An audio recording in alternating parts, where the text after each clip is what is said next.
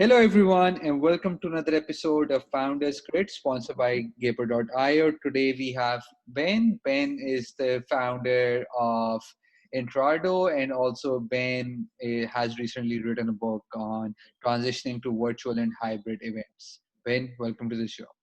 How are you? I am the president of Intrado Digital Media, and I did just write a book on virtual events, and it's pretty exciting. It is a crazy time right now, my friend.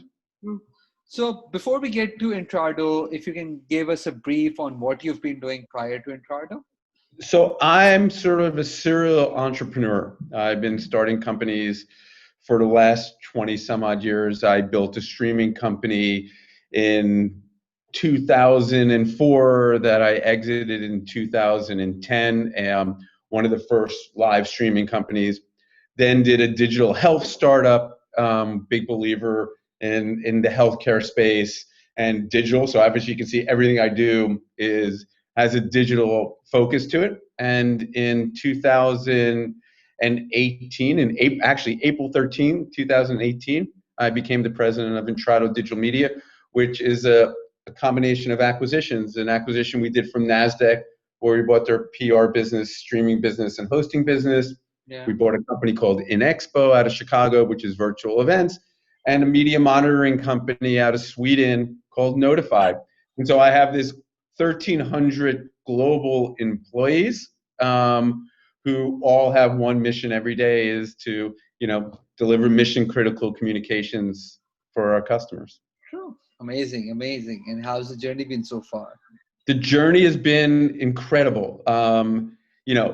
Pre-COVID, it was amazing. I lived on a plane. We had physical offices in 17 countries around the world. And, the moment COVID started, we had remote employees, 1,300 of them all over the world. And I have not been on a plane since like March 15th. So from someone who was on a plane every single week to someone who has not been on a plane in well over 100 plus days. Yeah. And I have not got to see my teams and customers globally. It's kind of amazing. Your book, Transitioning to Virtual Events. Yep. Can you tell us a bit more about the book? So I've always been a believer that physical and virtual should be married, right? Even pre-COVID, I used to tell customers and employees and everyone that, making something digital as well as physical is only going to amplify your message and your audience. And a lot of people always thought, no, it's going to cannibalize our event. And people are going to stay virtual, they won't come physically. I never believed that. I always believe a good physical event, a good virtual event, when there's a physical event going on, makes people go, man, I want to be there for the next event. It looks amazing. And what ended up happening, it wasn't that virtual cannibalized physical, the world cannibalized physical events.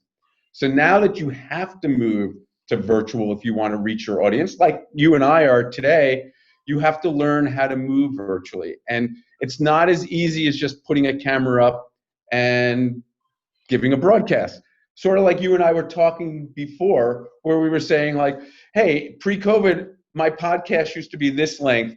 Yeah. Now during COVID, they're this length. Well, guess what? If you used to have a physical event in Vegas or in Paris, and now it's virtual, you still have to put the same amount of effort into it. You have to create really compelling content for the virtual audience, but you also have to know they're not sitting in a room watching you. Some people are watching on this device. Some people are watching on a computer. Some people might be watching on a monitor. So knowing the viewing habits of your audience and how to deliver content to them, it's different than a physical event.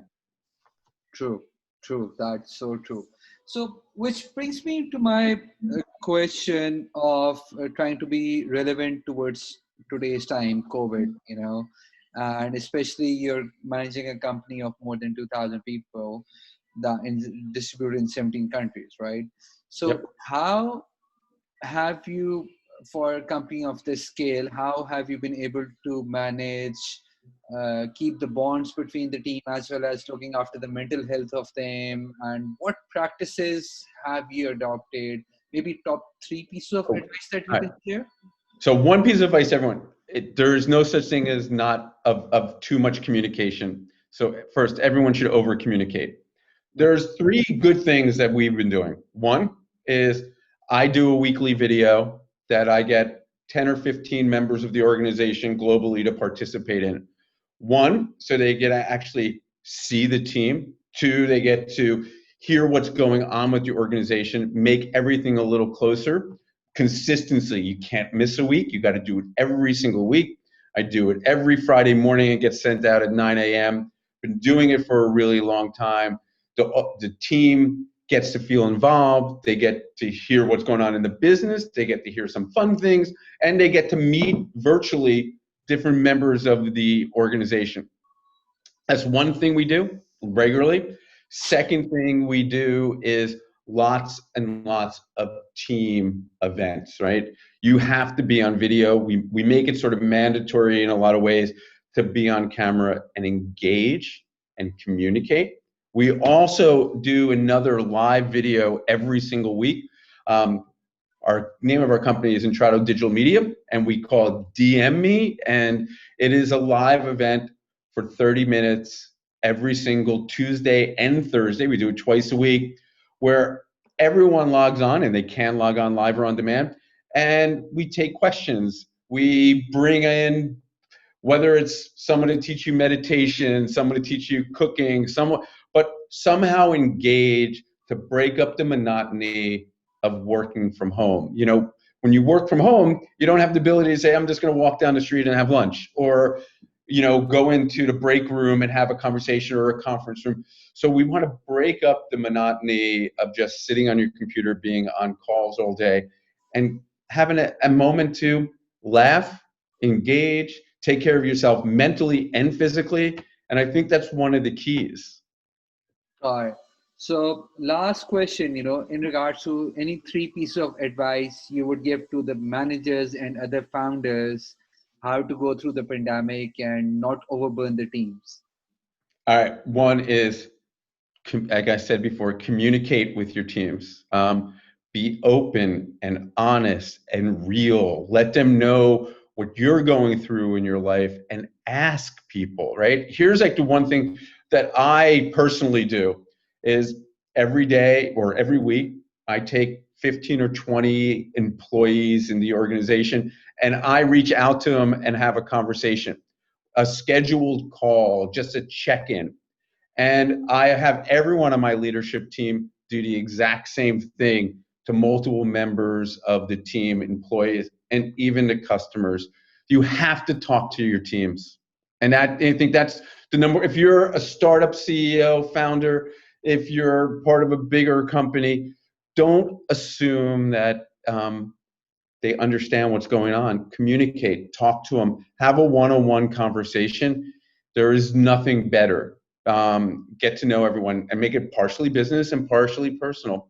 And it's important. The other thing I do is we send, every time someone does something pretty amazing, I send them a little gift. Might be just a Intrado hat, might just be a note, but I reach out so something comes in the mail for them at their home, and they open it and they go, hey, we're thinking about you and we care. Trying to make it, trying to make the distance not so far. Got it. Got it. Ben, thank you so much for being on the show. I'm pretty sure we could have talked for another half an hour Oh my God. easily, but my marketing team kind of like go like, they just cut them off. You guys, yes, you're hearing me just cut off my Yeah. podcast, the last ones. But thank you It's so much okay. for being on the show. Take care of yourself and stay safe. You too, my friend.